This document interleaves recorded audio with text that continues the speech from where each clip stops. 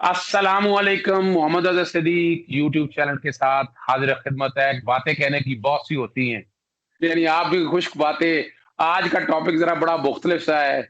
आप मुझसे कानूनी बातें सुनते हैं, आप मुझसे सियासी बातें सुनते हैं, इखलाकी बातें सुनते हैं और नज़रियाती बातें सुनते हैं।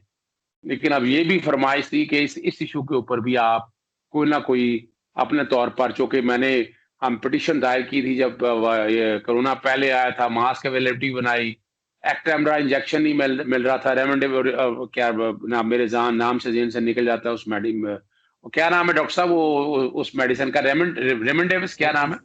रेमडेसिविर। हाँ, वो आई एम सॉरी मैं चूँकि डॉक्टर नहीं हूँ, तो इसलिए मेरे से वो डॉक्टर नाम मैं निकल भी नहीं जाता। हूँ, मैं तो मेथोडोलॉजिस्ट हूँ ना। वो असल में हाँ, इतने लोगों को ट्रीटमेंट हो चुका है, फायदा वो सब भी डॉक्टर डॉक्टर शुरू हो जाते हैं, इवन मीडिया वाले।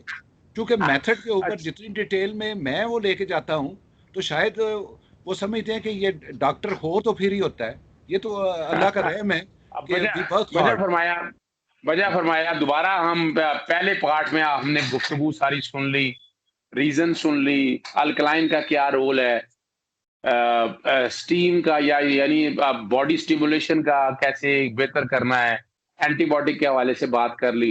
एक जो चीज रह गई थी कि इन दिनों में बच्चों का जो बहुत ज्यादा इफेक्ट कर रही है, ये अब आके बच्चों को क्यों पहले और दूसरी वेव में बच्चों को इफेक्ट ना होने के बराबर किया, लेकिन हम देख रहे हैं ये बच्चों को बहुत ज्यादा इफेक्ट कर रही है। ताहिर महमूद साहब से, प्रोफेसर ताहिर महमूद साहब से पूछते हैं इस पे, वो क्या राय अपनी देते हैं इस जी, प्रोफेसर भी नहीं जी, तालिब इल्म ताहिर महमूद कहें। वो पे? अल्लाह पहले ताला ने फरमाया, अज़हर साहब के हर इल्म वाले से एक बहुत बड़ा इल्म वाला मौजूद होता है। तो रब्बे ज़िदनी इल्मा जो हमें दुआ नबी पाक सल्लल्लाहु अलैहि वसल्लम ने सिखाई और अल्लाह ने उनको बताई, उसका मतलब ये है कि तालिब इल्म रहेंगे, कुछ सीखेंगे, लर्न कर जाएंगे। जितने बड़े आलम बन जाएंगे, कोई बड़ा ऊँट वाला भी आ सकता है, दरवाजे से वो निकालना मुश्किल हो जाता है उस वक्त।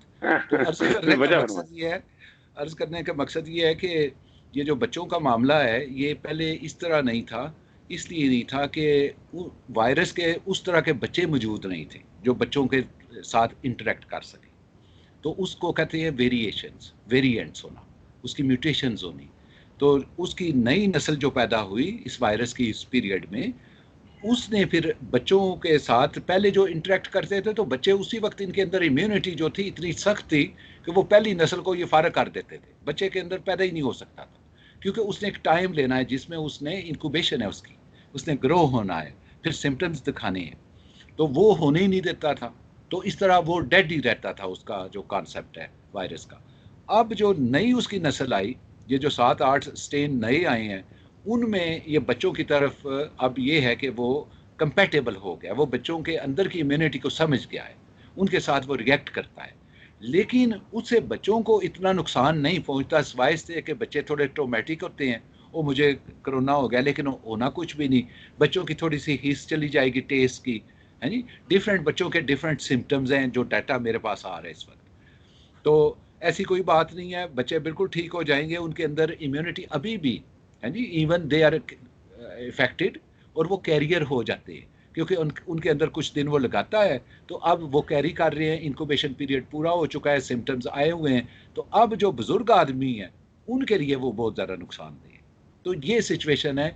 उसकी पहली नस्ल वो मौजूद नहीं थी जो बच्चों के अंदर की इम्यूनिटी को गिरा नहीं सकती थी। पहली जो है वो गिरा नहीं सकती थी, इसने आके उसकी उनकी इम्यूनिटी लेवल को इंटरेक्ट किया है और उसको कंकर किया है। तो बच्चों को भी यानी यानी असूली तौर पर इसका मतलब है जो यानी ये जो वैक्सीन अगर लगाने को जा रहे हैं, तो फिर इसका मतलब है अब दौर आ गया है कि बच्चों को भी वो वैक्सीन लगानी पड़ेगी। अभी तो बच्चों का नंबर बड़ा दूर है। अभी तो पाकिस्तान में हम अभी 60 साल से ऊपर भागते फिर रहे हैं। अभी तो 50 साल से ऊपर बारी गालबन अप्रैल में आनी है, तो फिर बच्चों की तो ये बड़ी दूर तक आगे की बारी आएगी फिर।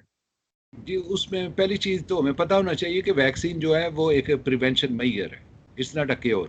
कि किसी को हुआ है तो हम लगा दें तो वो उसी वक्त ठीक हो जाएगा। इसका कोई पैथवे मौजूद नहीं है। अभी रिसेंट मिसालें आपके सामने मौजूद हैं। वज़ीर हाँ आज़म जी। इमरान खान साहब को वज़ीर आज़म इमरान खान साहब को वैक्सीन लगाई।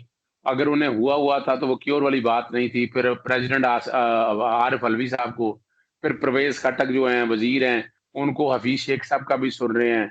और तो गालबन मौलाना फजल रहमान ने पता नहीं वैक्सीन लगाई थी या नहीं लगाई, उनका भी सुन रहे हैं। आप बात वजह फरमा रहे हैं। जी, इसमें अब ये कि बच्चों का जो है मामला, उसके ऊपर हमें अभी वैक्सीन की तरफ नहीं लेके जाना चाहिए। ये मेरी सोच है, मेरी पर्सनल राय है। I am not talking on behalf of any organisation. मेरी पर्सनल राय ये है कि बच्चों की फूड को ज़रा बेहतर करें, हैं जी, और अभी वक्त निकालें। बड़ों को करना जो है वो ज़रूरी है, और उसके लिए भी हमें बड़ी डेडिकेटली, हमारा जो अदारा है ड्रैप, उन्होंने डेडिकेटली हर वैक्सीन के प्लस माइनस को ढूंढना है जी, और बाकायदा डाटा भी लेना है उन मुल्कों से। सिर्फ वैक्सीन नहीं खरीदना, डाटा लेना है, रिकवरी कितनी उसकी उससे प्रिवेंशन हुई है, कितने लोगों के ऊपर क्या साइड इफ़ेक्ट्स हुए हैं, किस इंजेक्शन से कितने लोग वफात पा गए हैं जी, और कितने बीमार हो गए हैं मज़ीद। ये सारी चीज़ें हैं जो उनका काम है कि वो ढूंढना, और फिर राइट वैक्सीन को ढूंढना। और इसमें जो जिनमें जेनेटिक्स एडिटिंग होती है, मैसेंजर आरएनए वाले हैं, और दूसरे हैं इनएक्टिवेटेड वायरस वाले, और इनके दरमियान भी हैं। तो ये सोचना कि हमारे मफाद में कौन सा vaccine is in our right national health interest, तो ये तो हमारे इदारों का काम है और एक्सपर्ट्स का कि वो इस चीज़ को फॉलो अप करें। अच्छा, दूसरा ये बताइएगा, अब बच्चों को यानी ये म्यूटेट करना और ये सारा फिर बात वही है क्लोज कॉन्टैक्ट टच। लेकिन हमने देखा है कि प्रिकॉशन इतनी भी करें तो उसके बावजूद भी ये वायरस ट्रैवल करता है। ये क्या वजह है? यानी आपने अगर मास्क भी लगाया हुआ है, फिर उसके बावजूद भी ये क्या बड़ी एहतियात भी कर दी है। मैं बड़े लोगों को जानता हूँ कि जिन्होंने बहुत एहतियात की, लेकिन उसके बावजूद उन्हें इफेक्ट कर दिया। जी, पहले तो जब हम कहते हैं कि हमने वो वेरिएबल्स ढूंढने हैं कि जो एक वायरस को मूव करते हैं, फैसिलिटेट करते हैं, ट्रांसपोर्ट करते हैं, उसमें ह्यूमन ह्यूमन का बिहेवियर हो सकता है कि एक बच्चे ने मास्क भी पहना हो या आदमी ने, तो हो सकता है कि मास्क को उठा के ऐसे किया हो और वो वही वायरस हवा में चला गया हो। We never know. उसके बाद जो विंड्स हैं उसकी स्पीड के ऊपर भी डिपेंड करता है कि कोई आदमी अब मास्क उतारा हुआ है कि अब तो कोई आदमी इधर नहीं है, मैं क्वारंटाइन हूँ, तो वो हवा तो निकल रही है उस घर से, उसकी विंडो से, वो भी ट्रैवल कर रही है। फिर इसके अलावा जब इनके वेरिएंट्स बढ़ने शुरू हो जाते हैं, म्यूटेशन, तो जो पिछला डाटा बताता है ये जानवरों और बर्ड्स में भी आ जाता है।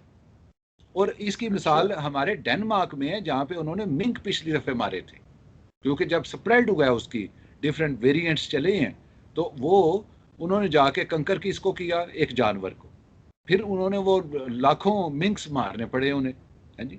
तो कहने का मकसद ये है कि ये तो अब हमारे उन पाकिस्तान में एक्सपर्ट्स का काम है कि सिस्टमेटिकली उस किसी एक राइट मेथड को यूज़ करना और फिर ढूंढना सारे वेरिएबल्स। और उसके लिए मैंने एक ये स्मार्ट लॉकडाउन का नॉलेज बेस्ड मेथड भी पब्लिश किया था और भेजा हाँ, भी मैं था। मुझे शेयर किया था आपने। आपको मैं भी मुझे शायद शेयर शेयर किया किया था। था। हाँ जी। तो मुझे शेयर उसमें किया था, थोड़ा मैंने सा आगे शेयर उसको, किया। जी, उसमें DSS, decision making support system को अगर देख लेते तो थोड़ा सा वो आपको ना ट्रेंड कर देता है how to look into the variables, और फिर बैलेंस स्कोर कार्ड के कैसे एक बैलेंस्ड अप्रोच लेके जानी है कि इकोनॉमी को भी बचाना है, लोगों को भी बचाना है, बातें भी कम सुननी है, मुल्क में भी अनरेस्ट नहीं होने देना, कॉन्स्पिरेसी थ्योरी के भी अगेंस्ट वर्क करना है, यू नो, डॉक्टरों को भी एक्टिव रखना है, कोऑर्डिनेशन भी करनी है, और फिर मेंटल जो केयर और खौफ के दरमियान वो भी फ़र्क करना है, कम्युनिकेशन स्किल्स भी उससे सीखने हैं। ये सारी चीज़ें उसमें लिखी हुई थी। तो अल्लाह अच्छा। करे कभी पढ़ लें हमारे भाई। अच्छा ताहिर साहब, चूंकि वीडियो ज्यादा लंबा ना हो जाए, पहला पार्ट हमने शेयर कर दिया है अपने नाजरीन के साथ, ये दूसरा करने जा रहे हैं। आप इसके अलावा कोई बात करना चाहें मुख्तसर, ताकि फिर हम इस मामले को आज समेटें। उसमें यही है कि आपने वो ज़िक्र स्टार्ट के ऊपर प्रोग्राम का में किया कि अक्सर आप इखलाकी और सियासी और प्रैक्टिसेस के ऊपर बात करते हैं, तो इस वायरस का ताल्लुक भी बड़ा इखलाकी भी है। और जो शख्स इसका, क्योंकि कॉग्निटिव भी ताल्लुक है इंसानी ज़हन से, जो बेईमान आदमी होगा उसके सेल्स भी इन हालात में बेईमान हो जाते हैं। जो झूठ बोलता है, जब जो मर्जी उससे कर ले, उसको भी ये वायरस जो है जब जाता है तो उसके सेल्स अब बंदे के साथ झूठ बोलना शुरू हो जाते हैं जी। जो गीबत करता है तो आपके सेल्स गीबत इधर उधर कर करके तो आपको अड़ेके में लगाए रखेंगे। मेरी अर्ज करने का मकसद ये है कि इखलाकी पहलू जो है, ये यही असल में मॉरल मैन ही बनाना होता है। एक डॉक्टर बनाना, एक लॉयर बनाना, एक सियासतदान बनाना। Actually why we send people to our schools, वो एजुकेशन का मतलब है कि एक मॉरल मैन बनाना। तो अगर वो नहीं बनता तो ये एजुकेशन एक सर्टिफिकेट, एक पेपर है जी, जो हवा में घुमा दें इधर उधर करके, लोगों को डिस्टर्ब कर ले, अपने आप को रखें और ज़िंदगी का सफ़र इसी तरह जारी और सारी रखें। तो अर्ज़ करने का मकसद ये है कि वायरस के अगेंस्ट अगर कोई आदमी चाहता है कि वो सही दफा करे, सही इम्यूनिटी डेवलप करे और प्योर अपने सेल्स इम्यूनिटी के डेवलप करना चाहता है, वो सच्चा आदमी हो, सादक हो और अमीन हो।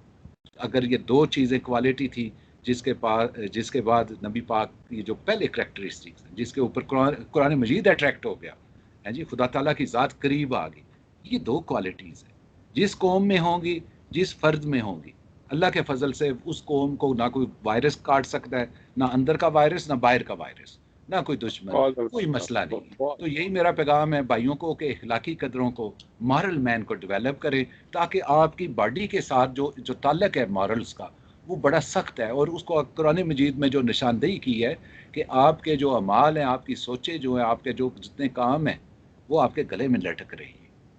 ये यहाँ से लटकने शुरू होते हैं और फिर मरने के बाद रोज़े हशर तक अगली दुनिया में पहुँच जाते हैं आदमी, और साथ लटके होते हैं। तो यही मेरी अर्ज़ है, क्योंकि मुझे मेरे भाई बहुत प्यारे हैं। मेरा दिल करता है कि मैं जो भी कर सकूँ, मैं अपनी ज़ुबान से, अपने हाथ से कोई खिदमत को खाना देकर जो भी कर सकूँ, आई एम ऑलवेज़ लुकिंग कि मेरे भाई जो है वो ना इस दुनिया में तकलीफ़ में हो और ना अगली दुनिया में तकलीफ़ में। क्योंकि यही खुदा का वादा है, मेरे लोगों को ना इस दुनिया में खौफ होगा, ना अगली दुनिया में, ना इनको यहाँ पे रंज होगा, ना अगली दुनिया में। तो अब ये खौफ, गम, हरास ये जो है हमारे अंदर, हमें सोचना पड़ेगा क्या हम अल्लाह के बंदे हैं या नहीं हैं। तो यही आपसे अर्ज़ है कि इन चीज़ों को करना बहुत ज़रूरी है। इखलाकी जो इश्यूज़ हैं, I really appreciate your work. बहुत शुक्रिया ताहिर महमूद साहब, आप बेहतरीन इंसान है, मैं चूँकि ज़ाती तौर पर जानता हूँ। आप पाकिस्तान तशरीफ़ है, आपका दिल पाकिस्तान से बाहर रह रहे हैं, ओवरसीज़ पाकिस्तानी हमारे, उनका दिल, उनका धड़कना और है, उनका मेरे मुल्क से प्यार और है, और उसकी ज़िंदा जावेद तस्वीर आप में नज़र आती है। तो इसलिए आपसे प्यार और ताल्लुक है, स्टेट्समैन है, आप में पैट्रियटिज़्म है, आप इस मुल्क के लिए, साँस इस मुल्क के लिए, जान इस मुल्क के लिए, माल इस मुल्क के लिए कम लोगों के पास है। बहुत वक़्त आपने दिया, दोबारा फिर तकलीफ़ देंगे आपको इस इश्यू के हवाले से नाज़रीन की इनपुट लेने के बाद। इजाज़त दीजिएगा, बहुत शुक्रिया। खुदा हाफ़िज़ और पाकिस्तान ज़िंदाबाद।